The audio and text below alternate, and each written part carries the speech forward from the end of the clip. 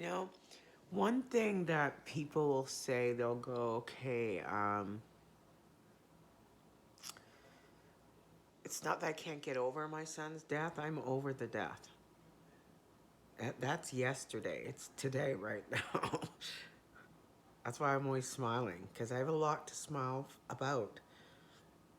Right? I got grandkids. I have another son that's just 9 years old. So I'm very grateful to God for that. Um, so this isn't about anger. It's not about a lack of forgiveness. I forgave them a long time ago. It's about accountability and legal accountability. Because it's like these mistakes, colossal mistakes, if they want to go there, is done by the government. And I'm sorry, and it doesn't matter. I remember one time they locked me up and they said that I was crazy. But if you look at the documents I have, I don't know how to start this. Like, I don't know how to reach the public and let them know this is real, man. Like, the government, they'll do some stuff, man. And I have the proof. I walk around with it. It's like I'm walking around with this truth and I'm trying to figure out how I'm going to utilize this so that other citizens in Canada don't experience what I experienced. And they think the Hughes review is enough. Well, it's not. What happens to all of us? What did the Indigenous people do to get heard? I always take them as an example. I'm nowhere close. I'm nowhere close to what happened to the Indigenous. Oh my gosh. But it's a prime example of how the government uses their power to cover up a truth, many truths. So they are like I look up to them, right? That's what I'm trying to say. So every time I feel discouraged, I said, no, my fellow brothers and sisters, they held the government accountable.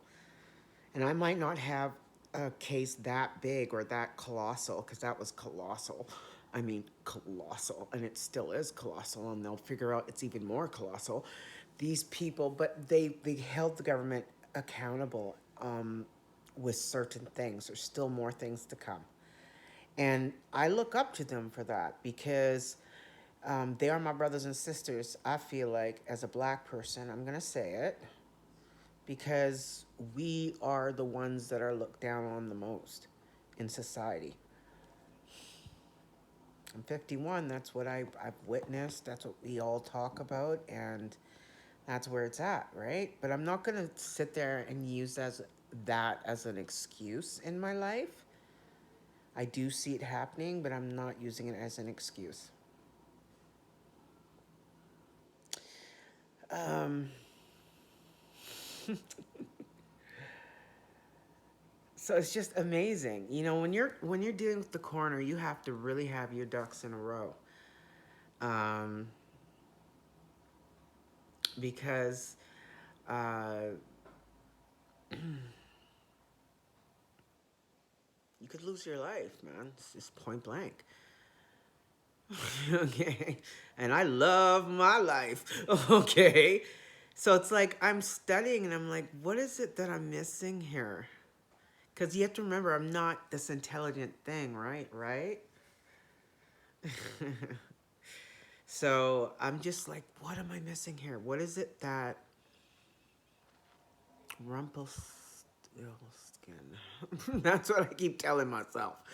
Okay, where is this? Like, when do you get to the point where it's like, it's solid fact?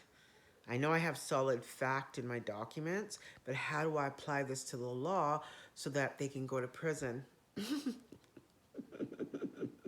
for what they did? So it's kind of like this. Listen, because this is cool. Say it's 1950, and the government kills your kid. We're just saying.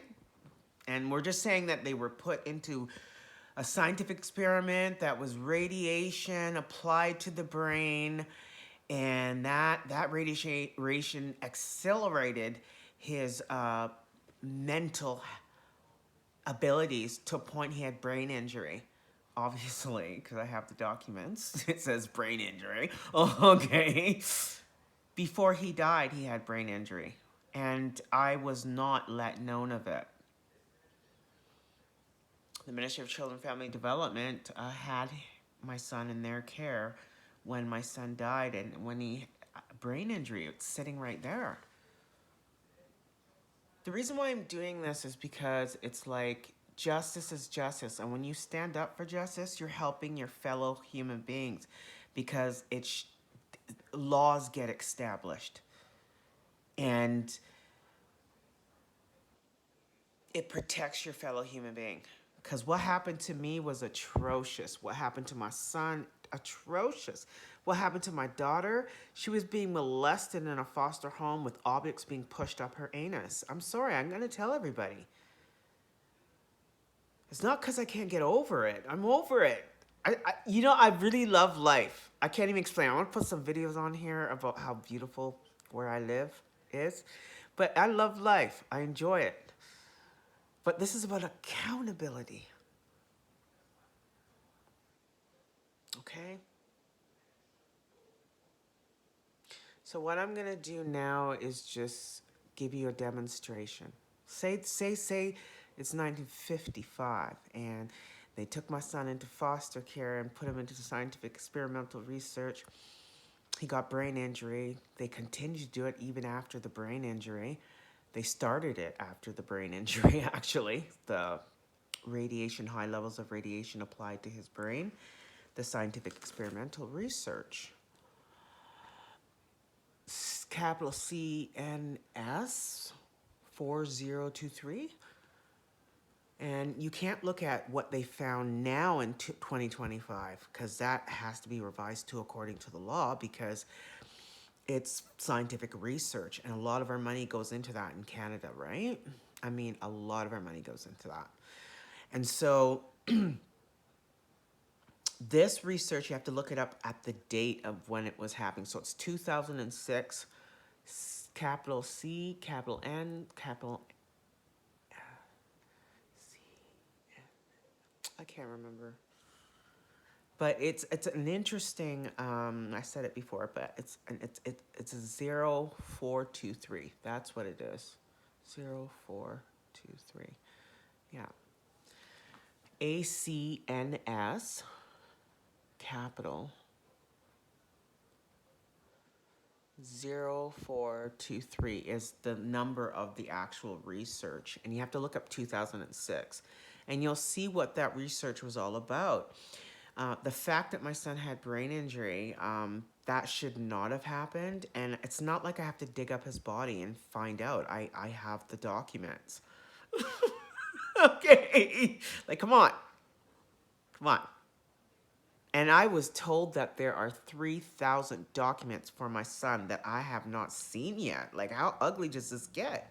And the ministry doesn't want me to have, Ministry of Children and Family Development, they don't want me to have any medical information from my son, my deceased son, Damascus Osiaba Mitchell.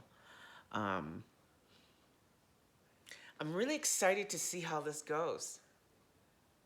There's going to be a lot of intimidation, but I know that God has answered my prayers the minute he died. I prayed before that even. And I know God's great. And I know when you set that prayer out and you believe, you can move mountains, man. And I'm going to move a mountain right now. I'm just sitting here. So let's get the scenario. So, okay, 1955, they take your son, they put him in scientific experimental research, which is burning his brain, even after he has brain injury, okay? I'm just saying. Then he dies, because it killed him ultimately. Okay, because his sister had the same diagnosis as him, and she lived. Okay, we're just saying, right? I'm telling you an analogy. And he dies, okay? And now the mother's so sad. She just wants justice because she's a spoiled brat, right? So, anyways, she's sitting there and she's like, oh my gosh. So now it rolls around. It was 1955, 1956, 1957, 1958, 1959, 1960, 1961, 1962, 1963, 1964, 1965, 1967, 1977, 67, 68. So now it's 1968 now.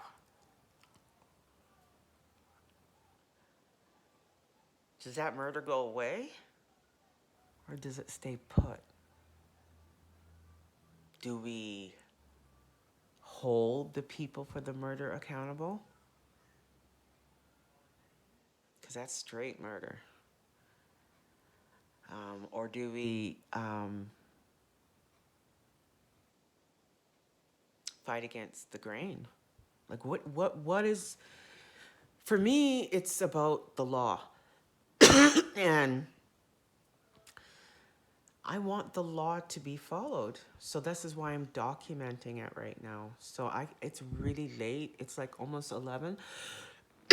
I'm never up this time of night. But that was the analogy of the story.